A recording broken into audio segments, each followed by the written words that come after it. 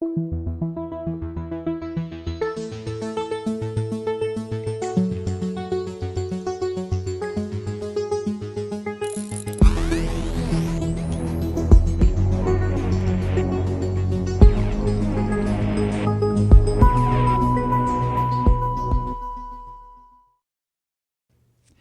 one more thing I want to share with you while we still have time here on the Progressive Voices version of this podcast. And it's another column by Max Boot, who used to be one of the writers at the Washington Post that I love to hate for a number of reasons. He was Republican, but he was a little bit too far to the right for me, which I find laughable now to think that Max Boot was too far to the right. After what we've been through up until January the 20th, well, including January the 6th for the past 4 years. But he points out what I've talked about many times, that when he was growing up, as when I was growing up, although he grew up in the 80s, the Republican Party, what it stood for freedom. In using their definition, it was freedom from big government at home, right, and freedom from communist tyranny abroad, which resulted, of course, in how many dead Americans, how many dead people in Southeast Asia, yada, yada, yada, Central America, South America. Oh my God. See, this is why I used to love to hate Max Boot. And I'll get back to hating him. But for the time being, he's still in that gray zone of a right winger who had the foresight and the integrity to point out that Trump was the Antichrist. But I digress. Anyway, Max writes, the belief the Republican Party stood for freedom was why he, as a young refugee from the Soviet Union, became a Republican in the first place. Max was one of the refuseniks, the Jews who the Russians were placing so much pressure on, so much bigotry. The pogroms were still, well, I won't say the pogroms were happening, but as a Jew, Max was getting the worst possible treatment, kind of like people of color in this country today and tomorrow. But Max writes he's therefore agonized and appalled to see the Republican Party rapidly metamorphosing into an authoritarian party that has more in common with the Law and Justice Party in Poland and the Fidesz Party in Hungary than with mainstream center-right parties such as the Christian Democrats in Germany. Now, the two he mentioned, Poland and Hungary, yeah, those two countries are becoming neo-Nazi, neo-fascist. They truly are. And Max writes that the transformation has been in the works at least since Trump's election in 2016. Of course. But it has accelerated, has it not, in the past year.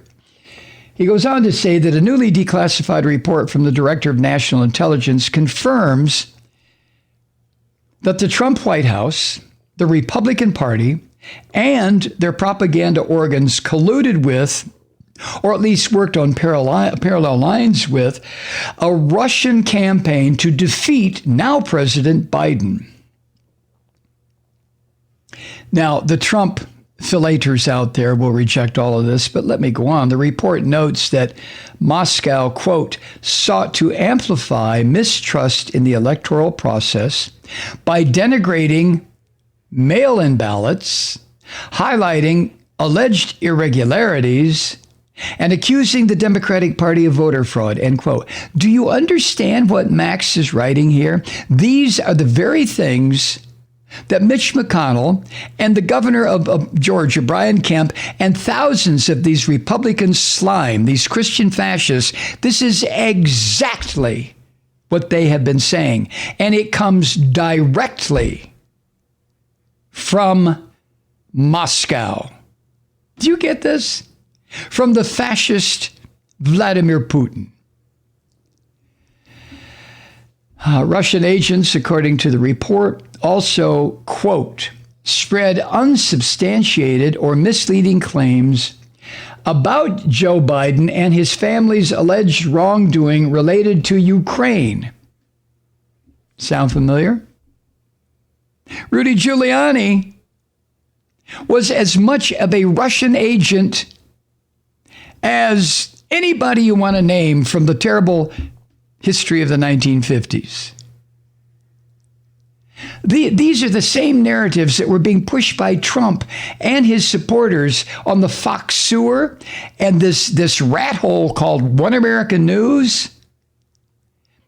And it's no coincidence that that was happening. The report notes that Russian intelligence tried to launder its propaganda through U.S. media organizations, the aforementioned Fox and One America, through U.S. officials. Think of the senators and representatives in the Christian Fascist Party who've been parroting Putin's lines, and prominent U.S. individuals, some of whom were close to Trump and his administration, end quote. That's from this report. God damn it.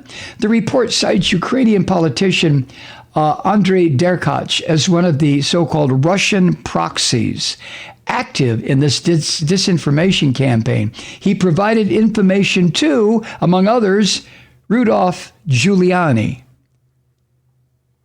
Are you listening? Oh, I know you are. This was a second election in a row, in other words, where Trump and his slime were serenely untroubled by the help he was getting from a hostile, authoritarian regime. The Russian effort to influence our elections didn't succeed this time like it did last time, but even after Trump lost, he kept pushing and continues to push the big lie that he had actually won. And he continued to, and continues to this day, to demand that either the courts or Republican lawmakers overturn the results.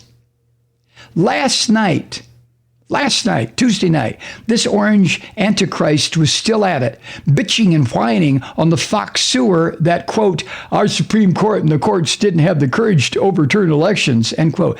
Didn't have the courage to Yeah, that's what he said. This is the kind of horrific anti-democratic bullshit that incited the insurrection on January 6th.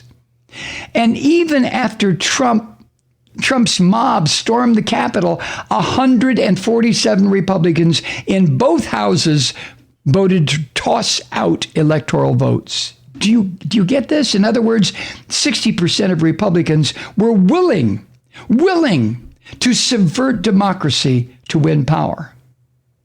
And by contrast, only 17 Republicans voted to impeach Trump for inciting an insurrection. That's 6.5% of the total in the House and the Senate. And what about right now? Well, the Antichrist's unprecedented assault on our democracy has not shaken his support with the base, the Christian fascists. 80% of Republicans in a recent poll said they have a favorable opinion of him. So there's no wonder that these Christian fascist pigs, politicians, still make their way to Mar-a-Lago to kiss Trump's ring and his ass and any other part of his anatomy that Trump once kissed. Republicans realize that Trump remains unpopular with the country as a whole. One poll showed his approval rating among registered voters is only 37%. But instead of renouncing Trump, they're renouncing democracy, the Christian fascists. Hi, Truth Seekers. Mike Malloy here. As you know, we've switched formats and are now broadcast exclusively on the Progressive Voices Network. So that means you get fewer program interruptions, no corporate commercials, and lots of profanity. But our format change also means some of our radio listeners no longer hear the program. It's been a while since I mentioned our podcasts, so you may have forgotten that there is a way to listen to this program anytime you need a good dose of screaming. Visit MikeMalloy.com and subscribe to our podcast. As a podcast subscriber, you can download the program to your mobile device and take me with you wherever you go.